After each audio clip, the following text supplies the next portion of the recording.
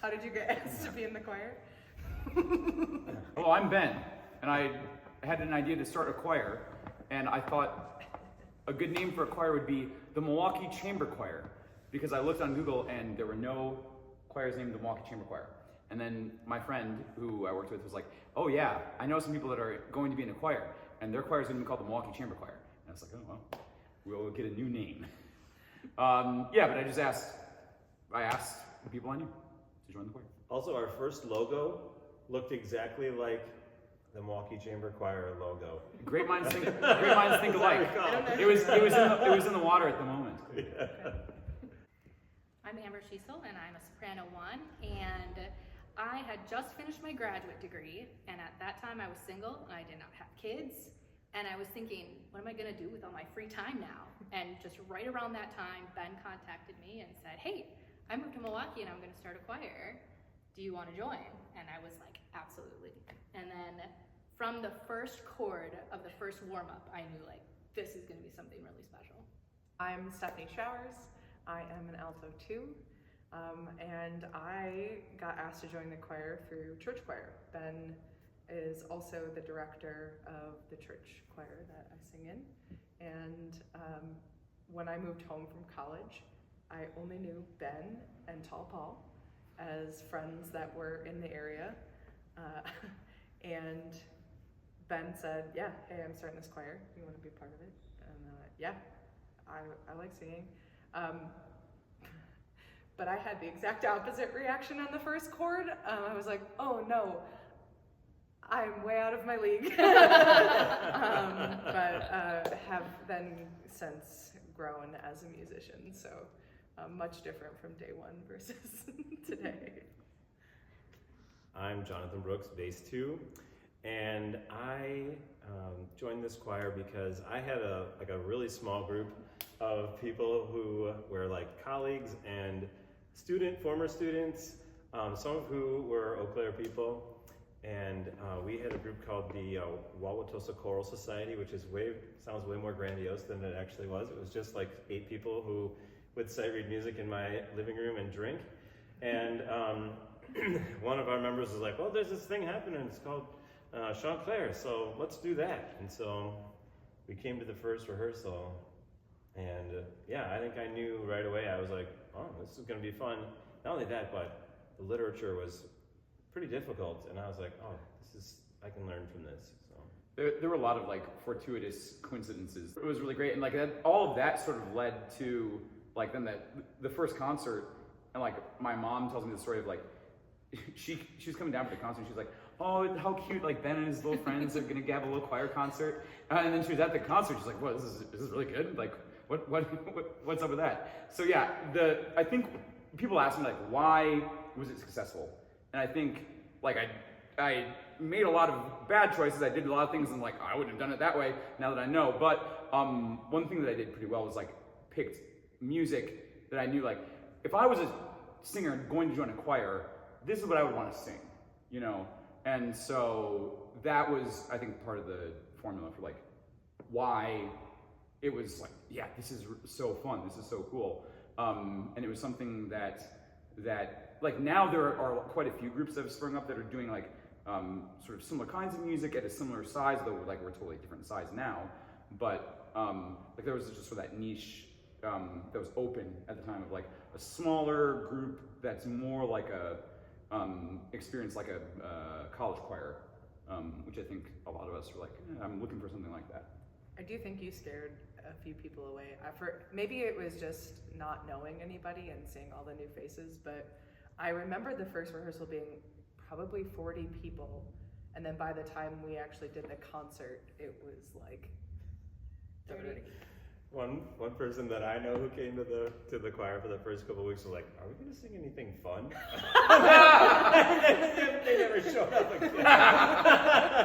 Yeah, slow, sad songs about death was not part of like the advertisement for singers. Well, and conversely, like you mentioned Paul, like Tall Paul was like he says like, I joined as soon as the first song started at the concert because he thought we were gonna sing like Java Jive and just like show choir stuff, and so he was like, yeah, I don't want to do chamber choir, I don't want to do that, no, and then like I don't remember what the first piece is, probably like Distler, Oh Highlands Rise, Steam Allow, and he was like, oh yeah, I'm in, because yeah, we're not doing like snappy clappy music, yeah. I think that first concert kind of surprised all of us. I mean, we knew that we were good and that we were having fun together. But at that time, like, we didn't have a board. It was just, some of us trying to get the word out there as best as we could. And I remember thinking right before we went out, like, I have no idea if there's going to be people out there at all. And, like, we knew there was going to be our family and friends and things like that. But it was a pretty packed house. Yeah. And it's only grown from there. And now people are coming who don't have maybe like that first degree connection to a member of the choir.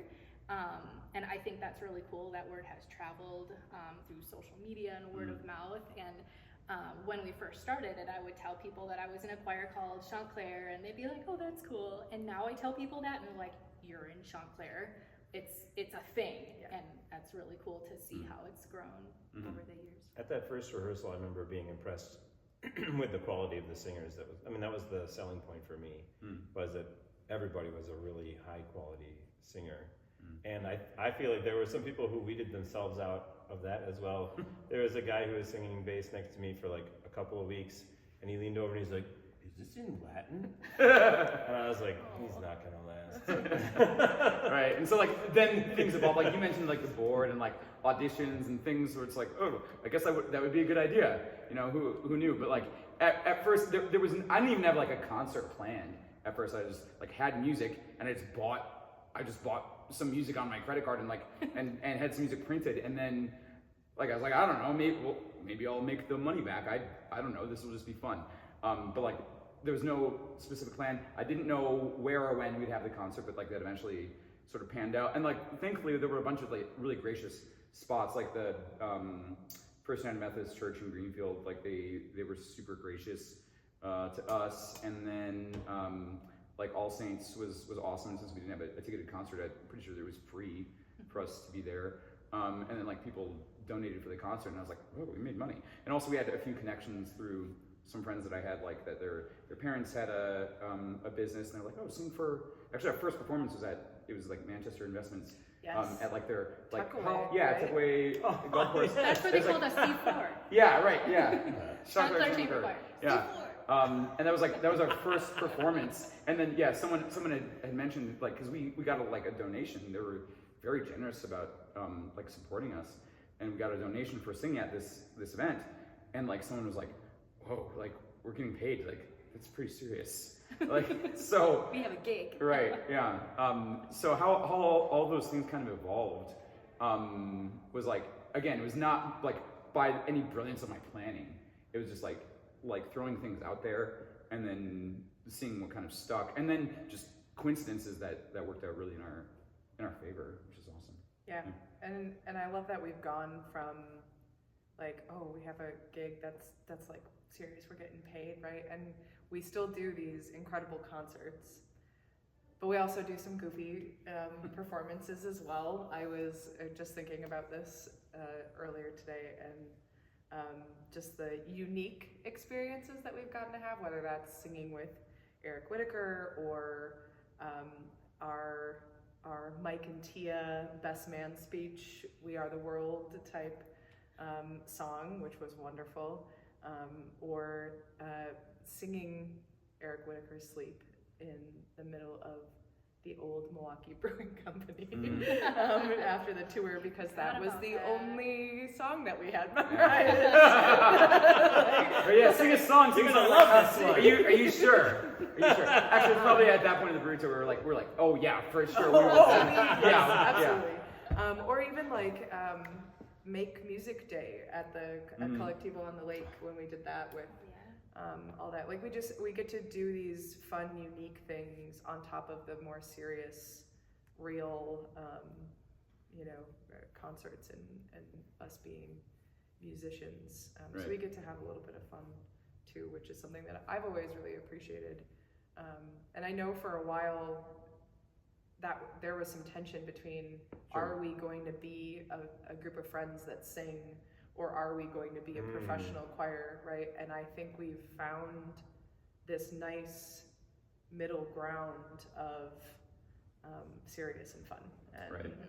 You know, that is what I think makes one of the things that makes us really unique, and I think what draws a lot of people to. There were come. growing pains about that. Oh, There were- absolutely, there were yeah. hard conversations of like, it should be about community and not just about, like hammering home perfect notes. Mm-hmm. They're in tension, but they're not in conflict, right? Yeah. And so like, and that's I think y'all put it well, where like there were pains of like trying to figure out our identity and how that works. But I think like people have kind of gone on board with the idea that they work to build each other up, not to conflict with each other. Which is like, I think that to me is like, that's, if I had to summarize, like, well, why is the group so great? Well, it's because it's people who are really engaged in making great music, but doing that together in a community where, like, yeah, there are like any community, like there's problems, but the things that we share supersede the problems in the moment, you know. And I guess you can call that like that's love, right? You know, so we're really fortunate to like have just figured that out together. I think one of the things that's kept the choir like growing and vibrant is that like that sense of community and that tension between great music and community.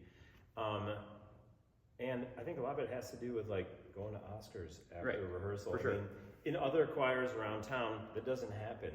And here people come, they give each other hugs, they they make great music together, and then they go and have a beer and a burger, and it's a different vibe. Yeah, it's not that like in rehearsal, then it's like perfectly focused the whole time, right? There is like bleed over that, like, you know, we'd be more efficient sometimes if this wasn't the case. But like it's a better problem to have than what you're saying. I was going to say, I think that speaks to what we say, you know, authentic music and authentic community, and it really is truly authentic. And from these planned social things, then people kind of like branch out and they have their own personal relationships. Like, you guys threw me a baby shower, and you guys were at my wedding, and that's real. Those are real connections that we've made, and I think those kind of experiences outside of rehearsal just builds us up inside of rehearsal as well, because when we're looking to connect with the music and the lyrics, we're, you know, thinking about our own personal experiences, but a lot of those experiences we've had with each other too outside of rehearsal. It just makes it all that much more special. I think the other thing about the community that we've built is that in really tough times, like during COVID, it was our community, I think, that kept us together. Sure. Yeah. And not that more than the music, because the More music, than the music. was really annoying to have to try to figure out. It was like such a pain in the rear. I did to the be- virtual choir. That Right. was fun. But like so, and I remember a conversation that we were having about that, where I was being real like negative Nancy about it, and I was like, "There's what's even the point of doing this music?" And like you John were like, no, I think it's totally worth it. Like what you're saying just isn't right. And I was like, no, John Brooks is totally wrong. But you were totally right, because like I look back at what we did during COVID, and I was like, it actually was maybe the best solution, and it was kind of fun. I mean, but it wasn't like musically that satisfying all the time. But it was like thinking back, I was like, dang, that was like pretty fun. if your outlook was we do or we don't, Right. that's what other groups did. Yep. And we were like, we can have this middle ground that caters to everybody's, level of risk and all. Right. We talked about it a lot in board meetings, like how can we make this palatable for as many people as possible? Right. Beyond that, like the art club, like Oh, doing yeah. dioramas of Yeah. peeps, and then like the running club, the COVID running club, yeah, and all book that, club, like, yeah, all these, Book club. yeah, virtual like sing-alongs. yeah. or talent whatever, show, Yeah. that was like really cool. Our niche PowerPoint night was probably one of my favorite Yeah. nights. Yeah, that was when Emily was in it. I think the world shut down, right? And we do have this unique experience with having so many people that are so close outside of just music. And I knew that all of us would be in this space of like, how do we still connect? And I knew that music wasn't the only connection, right? And that was just kind of I remember reaching out to Emily and I said, I have this idea. What if we still met on Tuesday nights and did different things over Zoom, and also what if we could start clubs that aren't confined to being in a space together, right? And that's all the different interests that everybody has, and it worked out so well. And I think part of it is, and it's something that you said kind of triggered this in my head. We also all started at the same parts in our lives, right? Most of us. Well, right. Some not all, but we had this connection of I think needing a community, and that's part of I think the organicness of it, right? We are looking for a group of people to be our community, and we are at this point in our lives where we are, mostly at the same space, or at the very least willing to go along with the majority. And the childless majority, now like the childed majority. Right. Yeah. We switched, right? That's the cool thing, is that it can, for some reason, Chant Claire continues to bubble up with youth.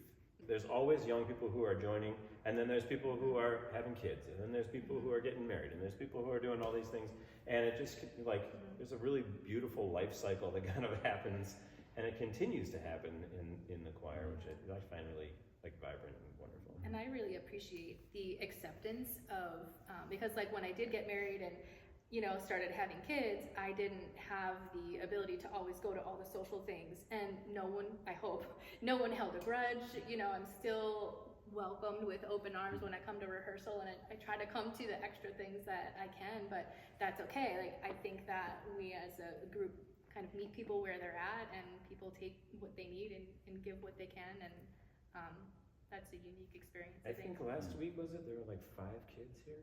Yeah. Right. Several children came with their parents. Chant Claire daycare, night Chant Claire care. daycare. Yes. They can start their own children's choir. During COVID, when we did the virtual choir thing that I was part of, which was a learning experience, by the way, some of us had our kids sing You Are My Sunshine. Yeah. The intent was to put it all together. I don't think we ever used it for anything, but my daughter was really into that. She thought it was great. And that was kind of the thing of that time, is we all the groups recorded some things, and some of them like Rasputin got a lot of views, but otherwise, if it was viewed a dozen times or 100 times or whatever, the point was the thing, doing it, right? For me, the perspective is when I hear from the audience, how meaningful it is sometimes to them, that it's really what we do is not trivial. What we do is significant. Yeah, I think one of the best things for that is our pre-concert ritual and talking through anything, really. How are we feeling? What do we want to say? What do we want to share? It could be music related or not. And Chant Claire, in my experience of being part of many groups, is one of the few, if not the only one, where everybody gets vulnerable. We have those moments of, hey, this song is making me think of my grandma passing recently, or I've been having an awful year at my job, and this is the light that is in my life, right? You get, but people say that out loud to a room full of people. That doesn't happen in other groups of humans. People don't feel that comfortable sharing that, and I think that's the starting of that was very brave, and now it's become the norm, and it's a beautiful thing to witness. That may come from the absolute genesis of the group, which is a group of friends who would sing together. I mean, that could be why that little nugget of we care about each other, has just maintained itself and spread throughout. And the backgrounds, a lot of people, especially in the group, started being together at UW Eau Claire, or wherever they were before, and having experienced things like that. And then the composer's doing something really real musically. He's conveying something true through the music, and then we as a community amplify both our understanding and our experience of how to execute that well, apart from just getting notes rhythm right. I feel extra excited about this concert specifically because we have sung all these songs before, and I get the chance to say, well, okay, I basically know this, right? So now I can focus on the musicality and the text when, maybe in that particular season, that piece was one of the hardest, and I was just focused on just the notes or just getting through it or whatever else, right? And I think coming from a unique background, this is my first real choir, right? I haven't gotten to really experience that yet. I know a lot of people have shared like, oh, I sang this in college and whatever, but this particular concert is so fun to go down memory lane with each individual piece. And I think our first rehearsal of this season, I don't think you were there, and I was talking to Brooks, and I was like, yeah, this is gonna be pretty easy, right? Like here we are. Brooks is just like, yeah, unless I don't remember it. It's amazing when I don't remember. I think I had a sick kiddo at the first rehearsal, so I was so bummed not to be there. But the second rehearsal, when I got there, that night when I got home, I told my husband, like, this is going to be a fun semester. Yeah. Like, rehearsals are going to be fun. And I'm telling everyone that usually comes, and some people who don't, you have to come to this concert. It's our greatest hits. Yeah. It's going to be awesome. And it's like re-meeting like old friends or an old place. It's the same, but it's also different because like I'm different and we are different. And then like re-exploring things that were like familiar and that are now new but in a different way. Yeah. I was thinking about that with Northern Lights just tonight in rehearsal. Like when we first did it and we were 30 people, it was like there was a glassiness to the texture. It was very transparent, and it was, that has a super beauty to it.